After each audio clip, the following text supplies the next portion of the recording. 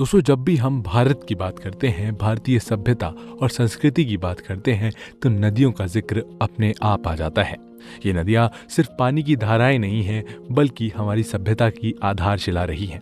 चाहे गंगा हो, जो दुनिया की सबसे प्राचीन शहर बनारस की आत्मा है, या सिंधु, जिसने सिंधु घाटी की महान सभ्यता को जन्म दिया, गोदावरी, जो कि साउथ की द्रविड़ सभ्यता का दिल है, नर्मदा और महानदी, जो मध्य भारत की उपजाऊ भूमि को जीवन देती है, ये सब भारत की जीवन रेखाएं हैं।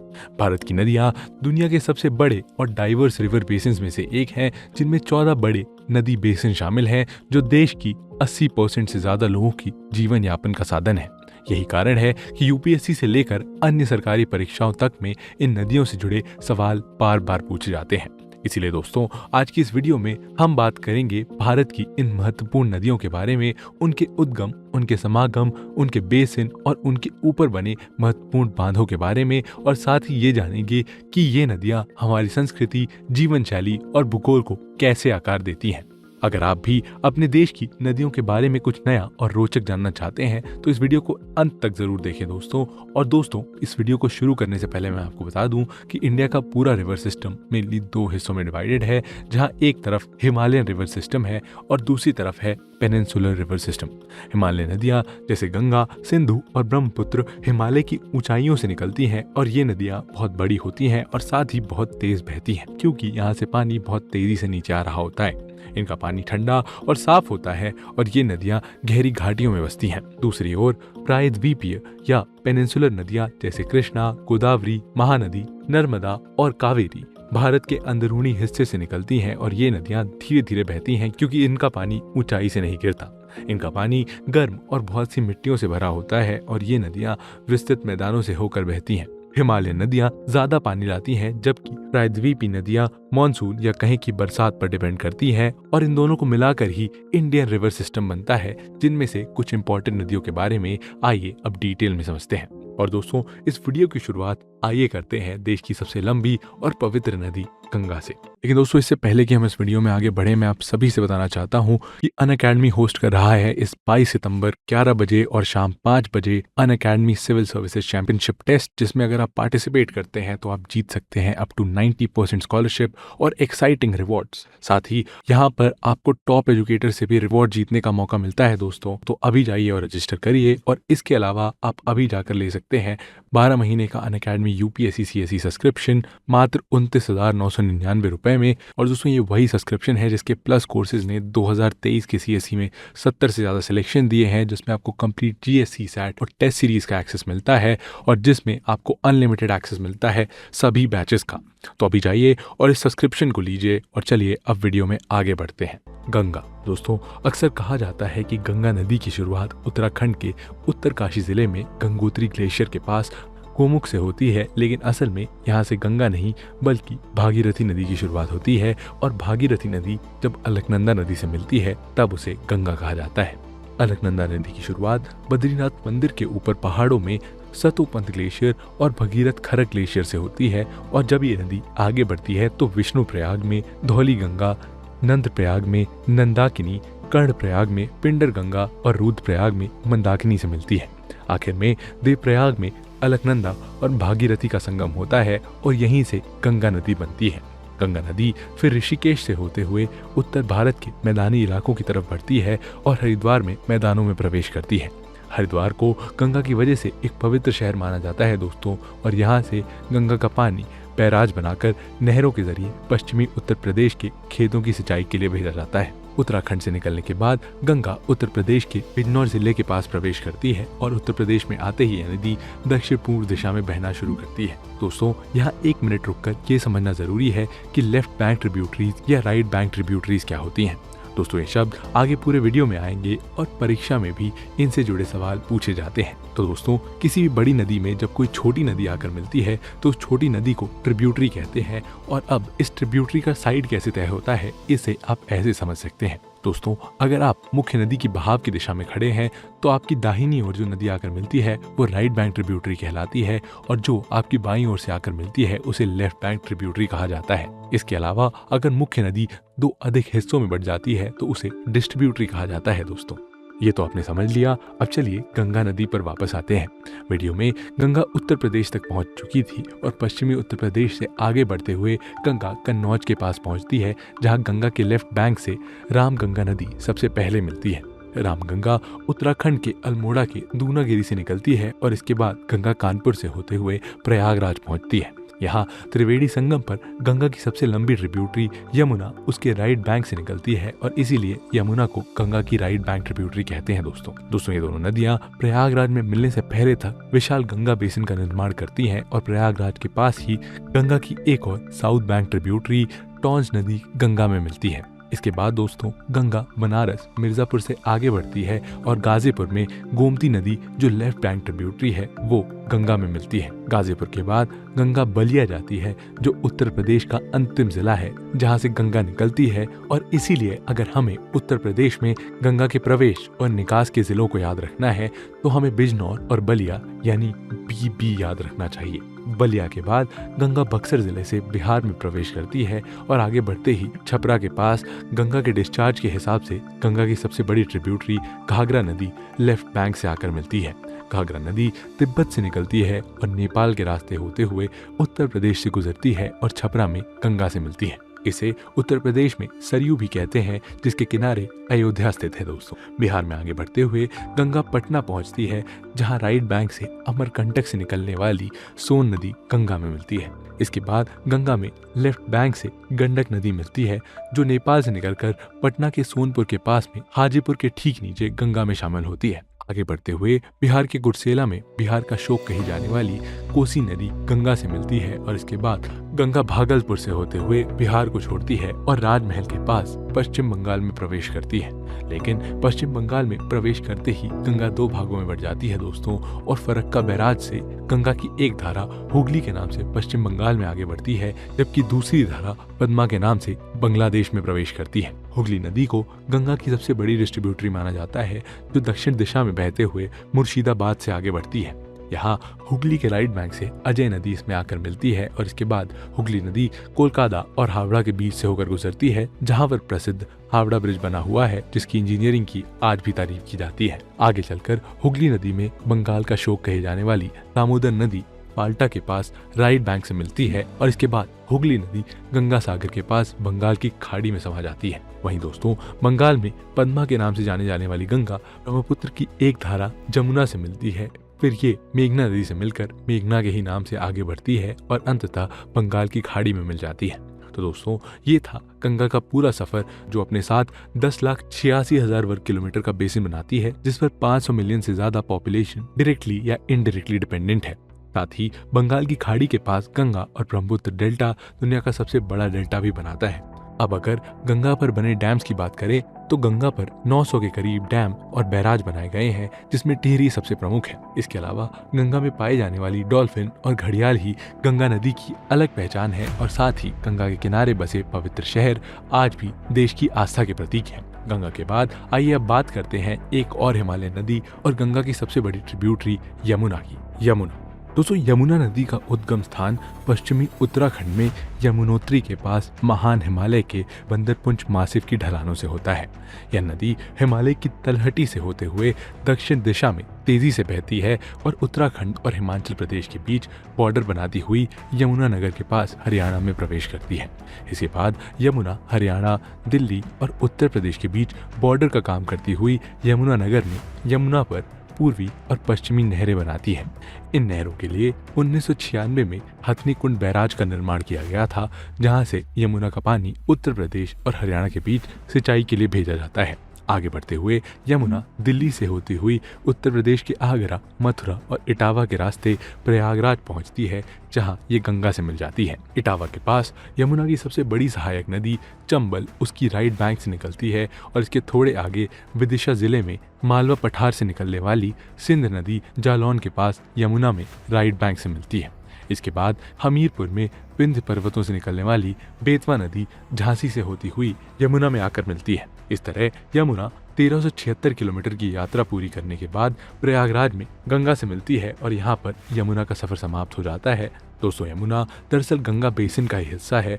और अब गंगा और यमुना के बारे में जानने के बाद आइए बात करते हैं ट्रांस हिमालयन नदियों की, जिनमें सबसे पहला नाम है सिंधु नदी का, इंडस रिवर। दोस्तों, सिंधु वही नदी है जिसके किनारे ग्रेट इंडस वैली सिविलाइजेशन बसा हुआ था और जिस नदी के नाम पर हमारे देश का नाम हिंद पड़ा। एशिया और भारतीय उपमहाद्वीप की सबसे लंबी नदियों में शुमार सिंधु नदी संसार की सबसे प्राचीनतम नदियों में से एक है। इतिहास में सिंधु नदी के अन्य नामों की बात करें तो समृद्धि के प्रतीक के रूप में जानी जाने वाली इस नदी को इसके आर्थिक महत्व के कारण हिरण्यनी कहा गया है। दोस्तों, वहीं इसके तट पर ऊन का व्यापार होने के कारण इसे सुवासा नदी के नाम से भी जाना गया है और इस नदी का उद्गम स्थल तिब्बत के मानसरोवर के समीप सिनकबाब नामक जलधारा से माना जाता है। लेकिन वहीं कुछ लोग इसे अलग सिंगगे कानबाब के पास इस नदी का उद्गम मानते हैं। दोस्तों, ये दोनों ही जगह कैलाश रेंज में है जो तिब्बत में आता है। चीन के नियंत्रण वाले तिब्बत से नॉर्थ वेस्ट दिशा में बहती हुई ये नदी लद्दाख के लेह जिले से भारत में प्रवेश करती है और यहीं पर जांस्कार नदी सिंधु के लेफ्ट बैंक में मिलती है। इसके बाद सिंधु आगे बढ़ते हुए जम्मू एंड कश्मीर में बहती हुई पाकिस्तान ऑक्यूपाइड कश्मीर यानी पीओके में प्रवेश करती है, जहां स्कर्दू में सिंधु के राइट बैंक से श्योक नदी इसमें मिल जाती है। इसके बाद पीओके में बहते हुए ये नदी गिलगित नदी से मिलकर एक गॉर्ज बनाती है।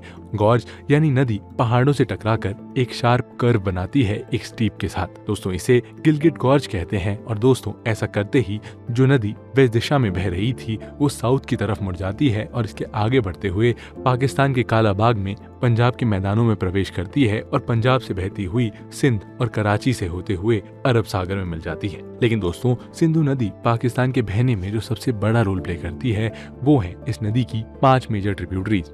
वही 5 नदियां जिसके नाम पर पंजाब का नाम पड़ा है। दोस्तों, पंजाब यानी 5 आब यानी 5 नदियों वाला इलाका।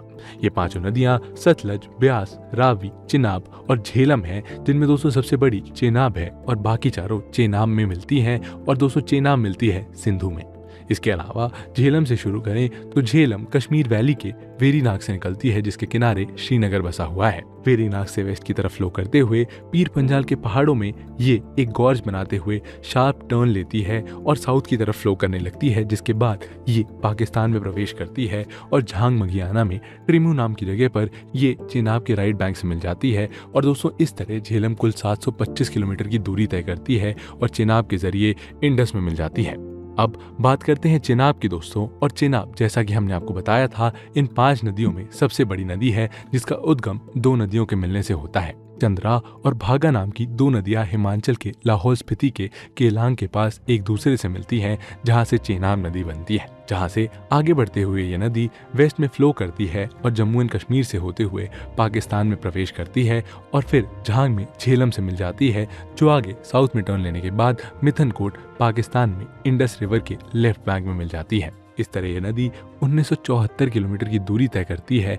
और दोस्तों, यहाँ आपको बता दें कि पंजाब की 3 फेमस लव स्टोरीज हीर रांझा, मिर्जा साहिब और सोनी महालीवाल तीनों इसी नदी के किनारे की कहानियां हैं और इसीलिए इसे मोहब्बत की नदी भी कहा जाता है। चिनाब के बाद आइए अब बात करते हैं तीसरी नदी रावी की। दोस्तों, रावी का उद्गम हिमाचल प्रदेश के रोहतांग पास से होता है, जिसके बाद ये हिमाचल से फ्लो करते हुए बाराबांग धौलाधार रेंज से गुजरती है और वेस्ट की तरफ फ्लो करते हुए पाकिस्तान में जाती है।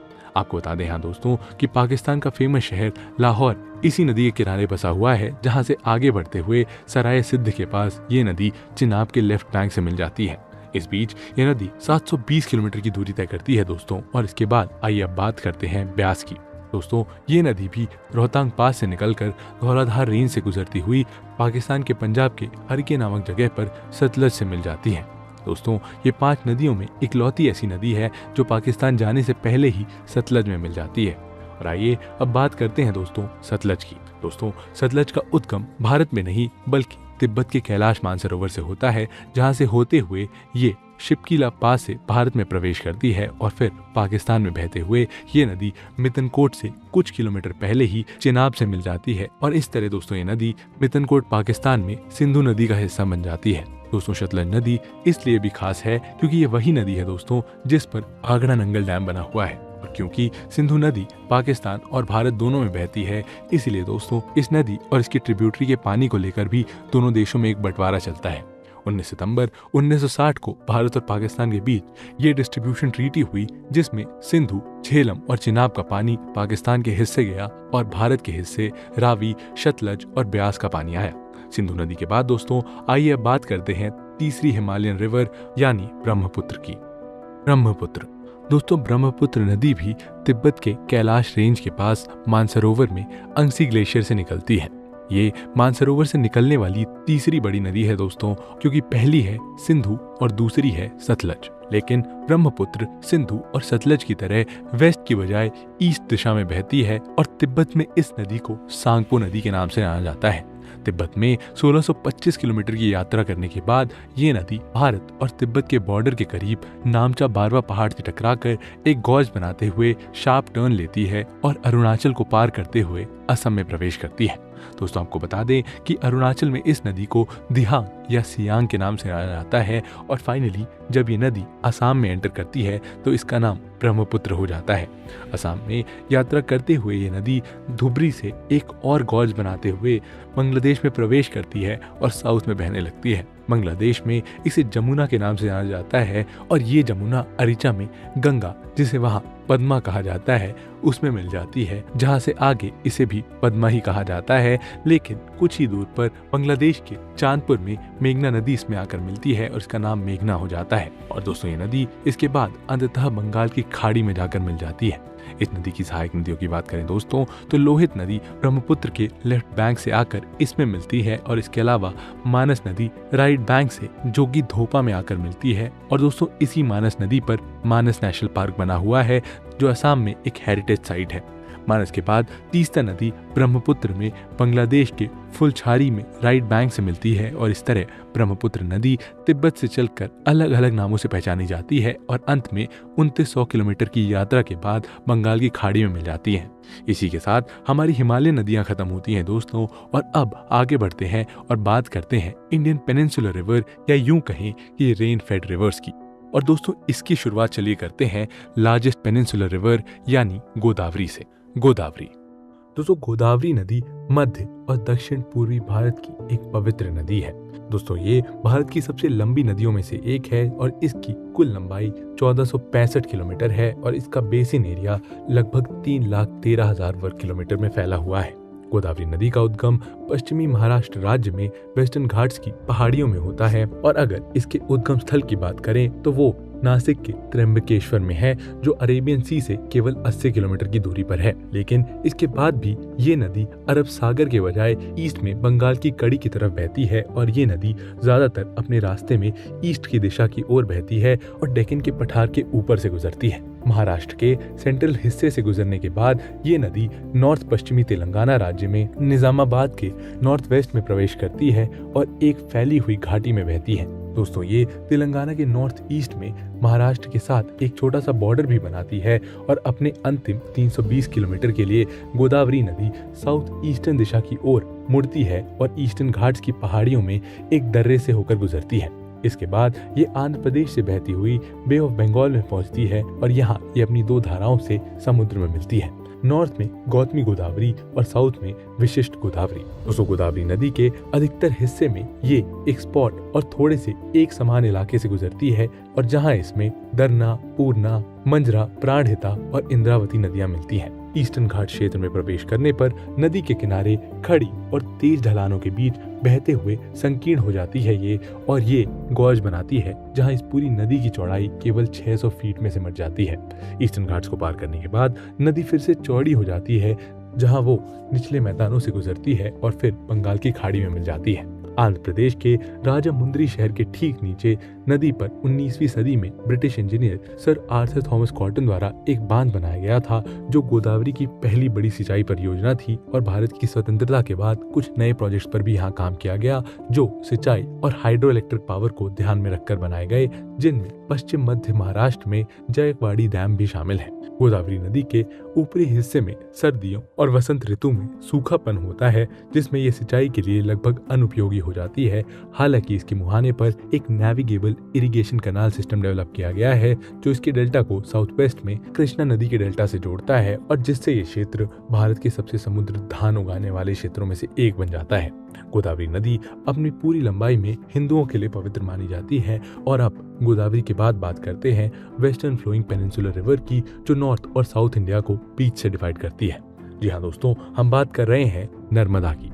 नर्मदा दोस्तों, नर्मदा नदी मध्य भारत की एक महत्वपूर्ण नदी है, जो हमेशा से अरब सागर और गंगा नदी घाटी के बीच एक इम्पोर्टेंट रूट रही है। नर्मदा नदी का उद्गम मध्य प्रदेश राज्य के पूर्वी भाग में स्थित मैकाल पहाड़ियों में होता है, जो छत्तीसगढ़ और मध्य प्रदेश के बॉर्डर के पास अमरकंटक से निकलती है। ये नदी लगभग 3500 फीट की ऊंचाई से निकलती है और सबसे पहले ये मंडला के पास पहाड़ियों के बीच से होते हुए टेढ़े मेढ़े रास्तों पर बहती है और फिर नॉर्थ वेस्ट की ओर मुड़ती है और जबलपुर शहर के पास से गुजरती है। वहां से साउथ वेस्ट की ओर मुड़ती है ये नदी और फिर ये विंध्य और सतपुड़ा पहाड़ियों के बीच मार्बल रॉक गॉर्ज में प्रवेश करती है और इसके बाद ये नदी और वेस्ट की ओर बहते हुए मध्य प्रदेश से गुजरती है और गुजरात राज्य में प्रवेश करती है। और नर्मदा नदी भरूच के पास खंबात की खाड़ी में 21 किलोमीटर चौड़े मुहाने से समुद्र में मिलती है। इस बीच इस नदी के लेफ्ट बैंक से बर्नर शेर, शक्कर, दूधी, तवा और गंजल जैसी नदियां मिलती हैं और वहीं हिरन, तेंदोरी, बरना, कोलर और मन जैसी नदियां इसके राइट बैंक से मिलती हैं और इसकी ये ट्रिब्यूटरी कभी कभी पहाड़ियों के बीच की घाटियों में बाढ़ का कारण बनती है।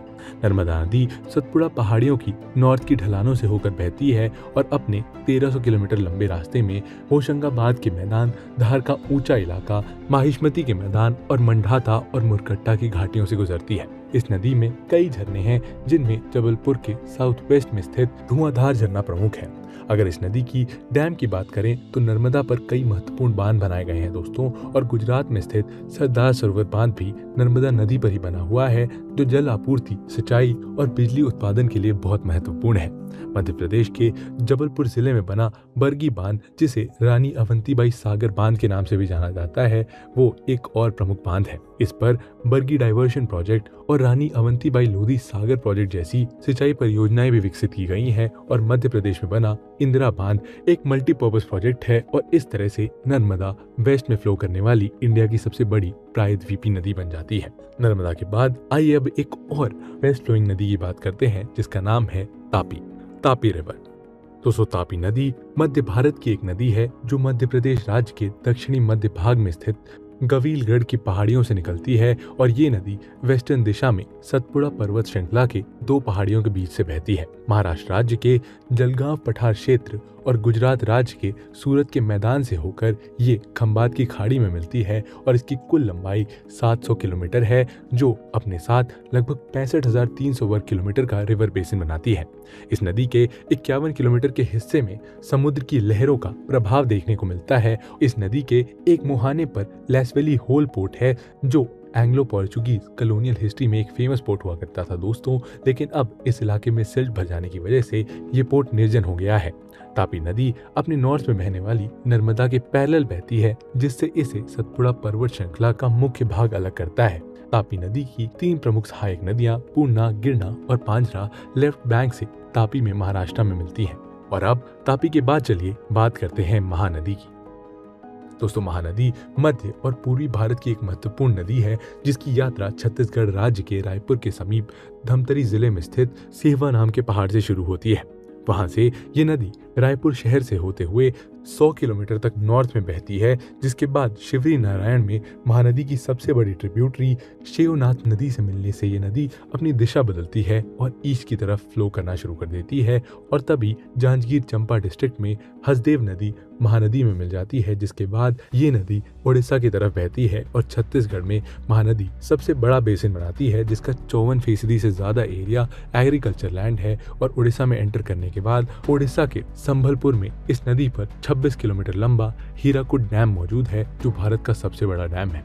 इसके बाद ये नदी उड़ीसा के मैदानों में उतरती है और कटक शहर में भी बहती है और आहन से बहते हुए ये नदी बंगाल की खाड़ी में मिल जाती है। महानदी के बेसिन की सबसे खास बात यह है दोस्तों कि इसके बेसिन में मिनरल रिसोर्सेज की मौजूदगी है और इसीलिए इस नदी के किनारे कई सारे इंडस्ट्रियल शहर बसे हैं, जैसे भिलाई, कोरबा, हीराकुड, कटक और सुंदरगढ़। इस तरह ये नदी 900 किलोमीटर की यात्रा तय करते हुए 1,32,100 स्क्वायर किलोमीटर का बेसिन बनाते हुए बंगाल की खाड़ी में मिल जाती है। मध्य भारत के बाद आइए अब बात करते हैं दक्षिण भारत की नदियों की, जिसमें सबसे प्रमुख नदी है कृष्णा नदी।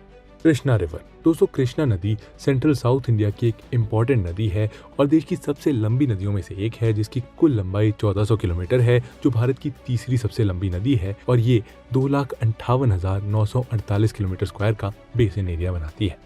कृष्णा नदी पश्चिमी महाराष्ट्र के महाबलेश्वर शहर के पास पश्चिमी घाट से निकलती है, जो अरब सागर के तट से ज्यादा दूर नहीं है, और वहां से ये नदी पहले पूर्व दिशा में वाई तक बहती है और फिर दक्षिण पूर्व दिशा में सांगली के पास से गुजरते हुए कर्नाटका राज्य की सीमा पर पहुंचती है। कर्नाटका में प्रवेश करने के बाद ये नदी पूर्व दिशा की ओर मुड़ती है और उत्तर केंद्र कर्नाटका के रास्ते से होते हुए फिर से दक्षिण पूर्व दिशा में तेलंगाना राज्य में प्रवेश करती है। इसके बाद दोस्तों ये नदी दक्षिण पूर्व दिशा में बहती हुई उत्तर पूर्व की ओर मुड़ती है, जो आंध्र प्रदेश राज्य की सीमा का एक हिस्सा बनाती है, और फिर ये नदी पूर्व में विजयवाड़ा के पास अपने डेल्टा तक पहुंचती है और वहां से दक्षिण पूर्व और फिर दक्षिण दिशा में बहते हुए ये बंगाल की खाड़ी में मिल जाती है। ये नदी महाराष्ट्र, कर्नाटका, तेलंगाना और आंध्र प्रदेश में सिंचाई का मेन जरिया है और कृष्णा नदी की दो मेजर ट्रिब्यूटरीज हैं, एक भीमा जो लेफ्ट बैंक से नदी में मिलती है और एक तुंगभद्रा जो राइट बैंक से कृष्णा में मिलती है। अगर इस नदी पर मेजर डैम्स की बात करें दोस्तों, तो इस पर श्रीसाइलम, नागार्जुन सागर डैम और तुंगभद्र और भीमा डैम बने हुए हैं। और दोस्तों कृष्णा के बाद चलिए बात करते हैं कावेरी नदी की, कावेरी रिवर। दोस्तों कावेरी नदी दक्षिण भारत की एक पवित्र नदी है और ये कर्नाटका राज्य के पश्चिमी घाट में ब्रह्मगिरी पहाड़ी से शुरू होती है। ये नदी दक्षिण पूर्व की ओर से बहते हुए कर्नाटका और तमिलनाडु राज्यों से गुजरती है और इसकी कुल लंबाई 805 किलोमीटर है। कावेरी नदी पूर्वी घाट से होकर बहती है और कडलोर तमिलनाडु के दक्षिण में बंगाल की खाड़ी में मिलती है। यहाँ नदी कई नई शाखाओं में बढ़ जाती है दोस्तों, और ये एक नया डेल्टा बनाती है जिसे दक्षिण भारत का गार्डन भी कहा जाता है। कावेरी का ऊपरी हिस्सा पथरीला और ऊंचाई से भरा होता है, जहां इसकी धारा संकीर्ण घाट से गुजरती है और चंचकटे वाटरफॉल में लगभग 60 से 80 फीट की ऊंचाई से गिरती है। इसके बाद ये नदी कर्नाटका के पठार से होकर बहती है, जहां इसकी चौड़ाई 900 से 1200 फीट होती है। यहाँ इस नदी के प्रभाव को कई बार रोका जाता है और कृष्णराज सागर में कावेरी की दो सहायक नदियां हेगावती और लक्ष्मण तीर्था इससे मिलती हैं और 3100 स्क्वायर किलोमीटर का जलाशय बनाती हैं। कर्नाटका में कावेरी नदी दो बार विभाजित होती है दोस्तों, जिससे श्रीरंगपट्टनम और शिवा समुद्र दो द्वीप बनते हैं। शिवा समुद्र के पास शिवा समुद्र झरने हैं, जिसमें दो ब्रांचेस भरचुक्की और गगनचुक्की 320 फीट की ऊंचाई से गिरती है और बारिश के मौसम में ये 1000 फीट चौड़ी हो जाती है। ये झरने मैसूर, बैंगलोर और कोलर गोल्डफील्ड्स को बिजली भी प्रोवाइड करते हैं। तमिलनाडु में प्रवेश करने के बाद कावेरी नदी जंगली घाटियों से गुजरती है और होगेनकल झरनों तक पहुंचती है और फिर ये सीधी संकीर्ण घाटी से बहती है और वहां मेटूर डैम है, जिसकी लंबाई 5300 स्क्वायर फीट और ऊंचाई 176 फीट है। जिसके बाद दोस्तों ये तिरुचिरापल्ली के ऐतिहासिक चट्टान के पास से गुजरते हुए कावेरी नदी श्रीरंगम द्वीप पर टूट जाती है, जो एक महत्वपूर्ण तीर्थ स्थल है। यहाँ पूर्वी तमिलनाडु राज्य में इसका विस्तृत डेल्टा क्षेत्र शुरू होता है, जिसका कुल क्षेत्रफल लगभग 10,360 वर्ग किलोमीटर है, जिसके बाद ये नदी बंगाल की खाड़ी में मिल जाती है। और दोस्तों अब है बारी निष्कर्ष यानी कंक्लूजन की। तो दोस्तों ये थी इंडियन रिवर सिस्टम की सबसे जरूरी नदियां, जो आज पूरे देश के अलग अलग हिस्सों से होकर अपने बेसिन से पानी की मौजूदगी कराती हैं। और हमने इस वीडियो में गंगा की पवित्र धारा से लेकर यमुना की महत्वपूर्ण भूमिका तक सब जाना है। हमने इस वीडियो के माध्यम से जानी है सिंधु नदी की ऐतिहासिक यात्रा और हमने समझा है ब्रह्मपुत्र की विशालता को भी। इसके साथ ही हमने गोदावरी, नर्मदा और कावेरी जैसी प्रायद्वीपीय नदियों की महत्वपूर्णता को भी देखा है, जो हमारे देश के कृषि और जीवन शैली के लिए बेहद आवश्यक है। और दोस्तों अगर आप इनमें से किसी एक नदी पर एक डिटेल्ड वीडियो चाहते हैं तो इसे हमें कमेंट सेक्शन में जरूर बताइए और ऐसे ही और वीडियोस के लिए इस चैनल को भी जरूर सब्सक्राइब करिए। चलिए मिलते हैं आपसे ऐसे ही एक और इंटरेस्टिंग और इन्फॉर्मेटिव वीडियो के साथ। तब तक के लिए जय हिंद।